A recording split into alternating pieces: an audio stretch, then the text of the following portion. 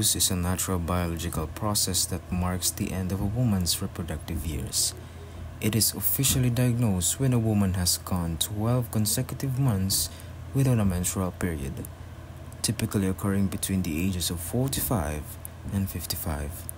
Menopause results from a decline in the production of hormones such as estrogen and progesterone by the ovaries. As the body transitions through menopause, hormonal fluctuations can lead to a variety of symptoms, which may range from mild to severe.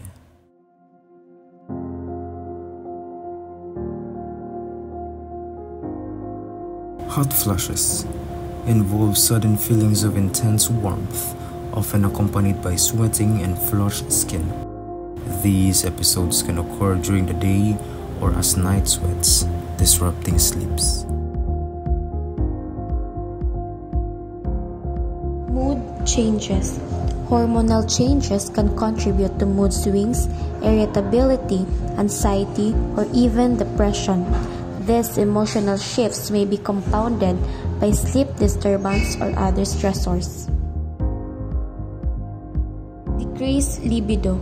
Changes in hormone levels as well as physical and emotional factors may lead to a reduced interest in sexual activity.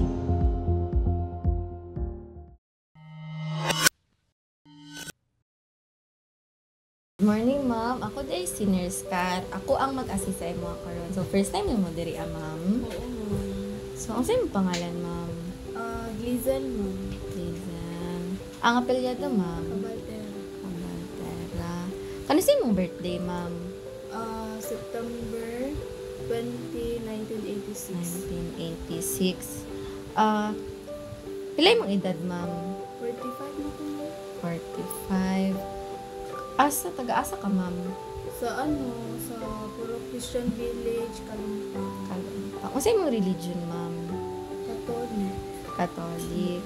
So, ang sa imong status, ma'am? Married.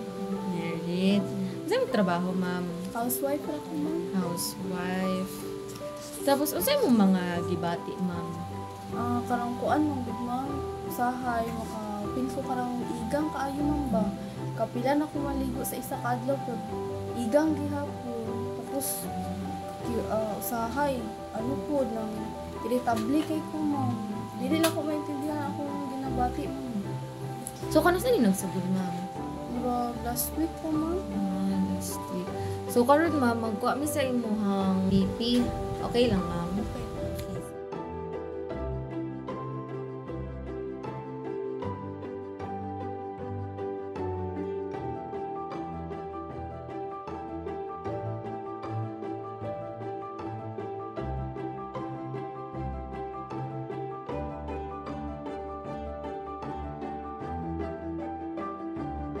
So, ma'am, magulat-ulat lang sa takay doc sa waiting area, ma'am. Tawagon lang po imong pangalan. Good morning, doc. So, patient name is Lizel Cabaltera, 45. The patient experienced hot flushes, irritability, mood swing for 1 week already. Vital signs is BP is 130/100, heart rate is 100, O2 stop is 96, temperature is 37.3, and the patient is currently taking Losartan R block 50 mg. It seems like that she would require hormone replacement therapy since it seems like she is experiencing menopause. I would like to discuss more about this with the patient if that is okay.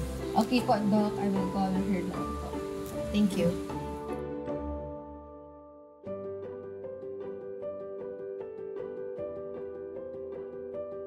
So, good afternoon, ma'am. Ano po ang pangalan mo, ma'am? Glizel po. Ma'am Giselle. Age mo po, ma'am? 45, ma'am. 45. Okay. So, based po sa nursing assessment po, medyo mataas po ang iyong blood pressure, ma'am. Totoo po yan? Yes. Sige, patapos, meron ka pong hypertension medication? Yes High po, blood? ma'am. Nag-take po ako ng Losartan every morning po. Ilang milligrams? 50 po, ma'am. 50 maintenance. Okay, ma'am. So, ano pa yung mga complaints mo? Bakit ka po nakapunta dito sa klinika, ma'am? Kasi, ma'am, nang naiinitan nainitan po ako palagi, ma'am ba? Kahit nakaharap na ako sa electric fan, nagpapaypay na ako. Tapos 3 beses na ako maligo sa isang araw. Mainit pa rin, ma'am ba? Parang nanibago ako sa sarili ko, ma'am ba? Tapos minsan, yung anak ko, napag-iinitan ko rin, pati yung asawa ko. Then, siguro, ma'am, di din ako makatulog din minsan, ma'am ba? Ay, bakit po, ma'am? Kasi kung gabi, mainit din yung feeling ko, ma'am. Tapos palagi ako pinapawisan. Tapos makagising din ako sa umaga kasi palagi akong naiihi. Ilang beses kada gabi, ma'am? Bali, 3, ma'am. Ay, 3. Sige. Dahil po, dito, ma'am, sa mga mood swings mo, sa paghihirap matulog, pagkatapos sa, pawis ang pawis, medyo mahirapan ka din mag-concentrate, ma'am? Yes po, ma'am. Dahil siguro po, kulang din ako sa tulog. Tapos palagi lang ako sa bahay. Tsaka kahit anong ginagawa mo, ma'am, napapawisan ka kahit mag-aircon ka, mag-inom ka ng malamig. Yes po, ma'am. Ay, sige po. So, yung time niyo po with Mr. na kayo lang dalawa, how is it po? Ano po yung Dok pa, parang napansin ko din sa asawa ko, Dok, na parang nagtatampo na rin siya, Dok, ba kasi sa akin, parang nawala na din ako ng gana pa. Ganun po. So, reduce na po ang parang libido. Ano po yung libido? Ay, Dok. Yung gana mo para magka-time kay Mr. sa gabi. Yes po. Ay, sige. Regarding this po, ma'am, kailan po ang iyong last menstrual period, yung mens? Irregular ka, ma'am? 3 months? Mga 3 months pa siguro yun, ma'am. Yung last ko na 3 months na. Sige, ma'am. So, based po sa mga symptoms mo, ma'am, nasa menopausal period ka na po, ma'am. Ano po yun, ma'am? Menopausal period, ma'am, is naghihina na yung estrogen sa iyong katawan. So, because of that, magkakaroon ka ng mga vaginal dryness mo, kagaya ng sabi mo kanina, yung reduced libido mo, ang iyong period hindi na dumadating normally, at everything po na experience mo is because of menopause ka na po, ma'am. So, 45 ka na po, ma'am, no? Yes po. So nasa normal range naman po siya na usually ang mga babae na enter kasi 44 to 45 rather ang stage ng menopause sa babae. Gano'n po yan katagal, no? Depende po, ma'am. Kasi iba po, mga 2 years, iba 8 years, ma'am. So, matagal po talaga siya. And ma-recommend ko talaga sa iyong family is maging supportive talaga sila sa iyo. Kasi not only is this very demanding sa iyo emotionally, pero also physiologically po, ma'am. So, meron din po tayo magawa niyan. Siyempre, mahirap ang buhay na may menopause, diba? So, first muna, ma'am, sabihin ko lang muna is, i-continue mo na po ang iyong medication sa hypertension mo. Kasi makatulong din po to sa iyo. Sabihin ko na lang din po is, magbawas na lang po sa iyong cholesterol at sodium. Okay, so sa exercise mo po, ma'am, nag-running ka po, jogging, anything else, ma'am? Wala po, ma'am. Pero palagi mo ako sa bahay, ma'am. Nagagawa ako ng gawaing bahay. So, napapawisan din ako. So, feeling ko nag-exercise na ako yun, ma'am. Kahit ano kasi, ma'am, kahit nagpapawis ka po yun, ma'am, galaw lang po siya. Hindi po talaga siya exercise. So, kahit mga light lang po, konting stretches, yoga po, konting running, makatulong na po talaga yan sa iyong hypertension, ma'am. Sige, so, sa iyong ma'am, menopause naman, menopausal period mo, is pwede namin ikaw bigyan ng esterase 1 mg per once a day po. Inumin mo po to daily. Maka-help po to sa mga symptoms na sinabi mo po kanina, ma'am. So, para of course, ma'am, okay lang po sa iyo na may lifestyle changes tayo kasi syempre nag-iiba ng nafe-feel mo. So, syempre, kailangan i-change ang iyong lifestyle. Okay lang po sa iyo, ma'am? Yes, ma'am. So, ang stress mo po, ma'am, palagi ka po nag-experience niyan or hindi naman po? Palagi po, Dok. Kasi irritable, tapos ma-stress din ako sa bahay, tapos ako lang palagi. mag-worsen po yan sa ating menopausal pain. So, ma-recommend ko po talaga mag-find ka ng way na magpa-distress po kung ano yung feel mo. Recreational activities po, ma'am, na feel mo na calm ka lang, ma'am. So, di ba sabi mo kanina, ma'am, hindi ka po nag-exercise? Yes, Doc. Pwede naman po, ma'am, para makatulong sa iyong hypertension tsaka sa iyong menopausal pain, mag-weight-bearing exercise ko po, ma'am. Weight-bearing exercise? Ano So, yan, Doc? mga konting bigat lang po, like mga pang muscle tone po. Kahit mga lang, dumbbell na 1 kilogram, 2 kilogram, okay na po yan, ma'am. Kasi syempre, Gazelle sat quietly in her doctor's office, absorbing the information with a calm demeanor. The doctor just finished explaining the various symptoms of menopause that she might experience. Gazelle felt a renewed sense of determination. She understood that embracing these recommendations would not only help her navigate the menopausal transition more smoothly, but also enhance her overall well-being. follow up lang po tayo next time, ma'am, probably mga 2 weeks, ma'am, para makita natin kung may effect po sa iyong stress. Thank you, Doc. Ay, put sa ma'am. Si Nurse Leah there ang nag-explain sa reseta.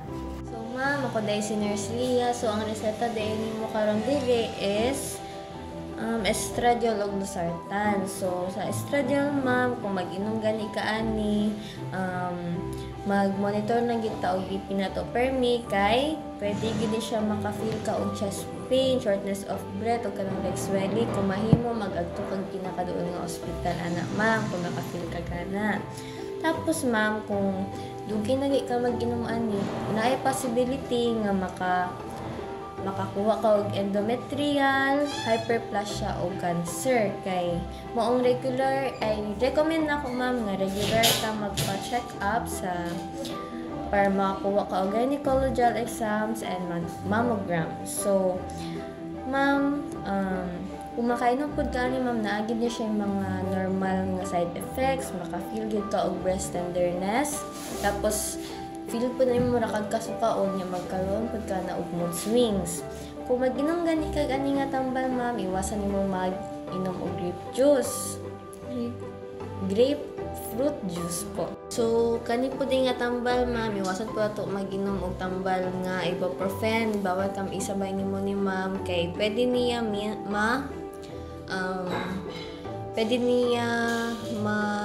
bawasan ang effect aning tambalan nani, tapos magkaroon po ka og kidney dysfunction. Kung pwede possible, bawal po ka mag-inom og alcohol drinks kay pwede ka maka-feel og karipom. So ma'am, kung advice na gid nako ma'am nga mag-monitor ta sa imong BP kay para maiwasan na to ang any complications. Tapos ma'am, isipon mo lang gid tungkol sa itong mga bawal nga mga foods and drugs nga isabay kung mag-inom ka aning gipang reseta ni Doc sa mga tampon. Ang lang to ma'am. Thank you.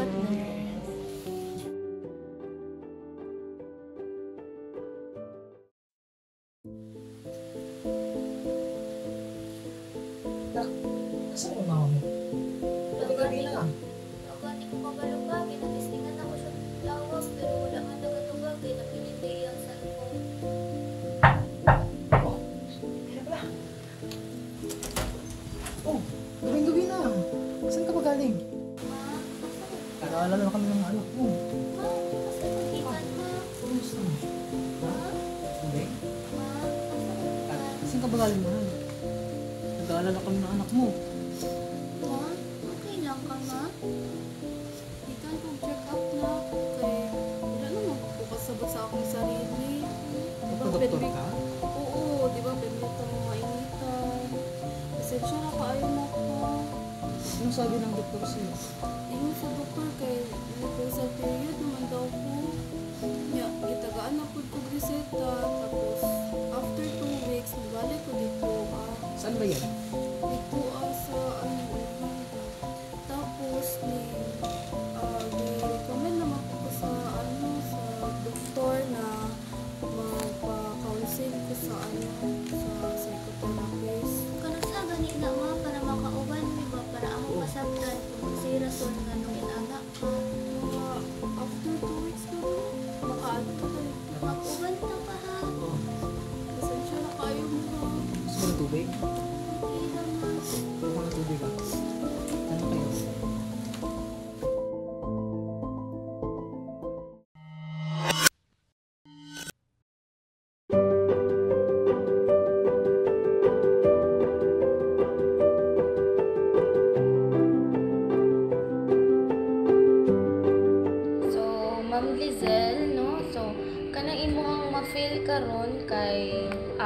jud na siya sa menopausal period, ma'am. So, okay, mami, ako masuggest gud sa imo kay karang mag-apil ka sa mga activities sa inyo kanang mag-zumba ana para dili kay ta ma-stress sa balay. Mukra ta dito tapos magsigila tag kalagot no. So, kamo pod kailangan ninyo suportahan inyo ang ma'am. Syempre, salihan na lang pod nato og mami no kanang pag-ampo og faith jud kay Lord. Tapos mami, gwapo nang ma-engage gud ka sa mga kanang healthy lifestyle like mag-jogging, exercise ka, tapos mag-storya ka sa inyong friends. Tapos kamo pod permitin ninyo kanang ipa-lighten gud ang mood sa inyong mama. Like dili mo magsige pasaway sa iyaha or palaguto ninyo siya kay normal lang manggod na sa iya ang ana na maramdaman karong menopausal period niya. So mami kato join ta og mga zumba or anything activities.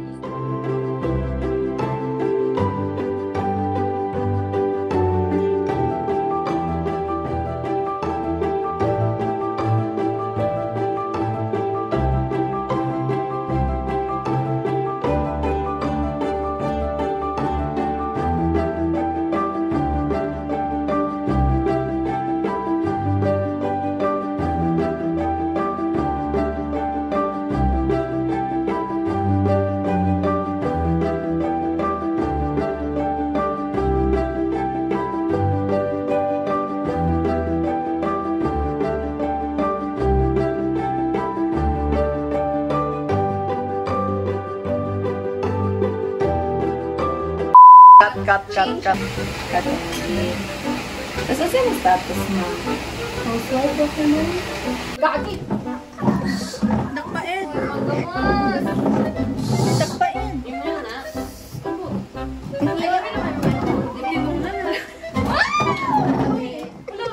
Kalmahan nyo na kayo, tita na malagas. Uy, lagsakwaan nyo na tabugan nyo. Gagi. Malitsyon ka kita sa kuryente. Ha?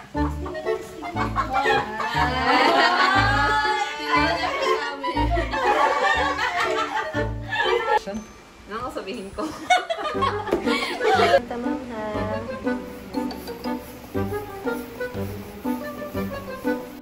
Mukhang meron ka itong menopause. Okay, cut.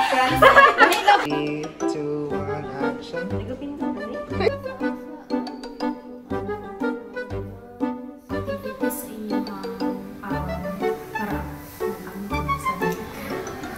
More about this with the patient if that is okay. Okay, do you consider house chores as exercise or so sedentary lang talaga lifestyle ni ma'am? Ay, tawag mo na sa akin, ma'am! Cut.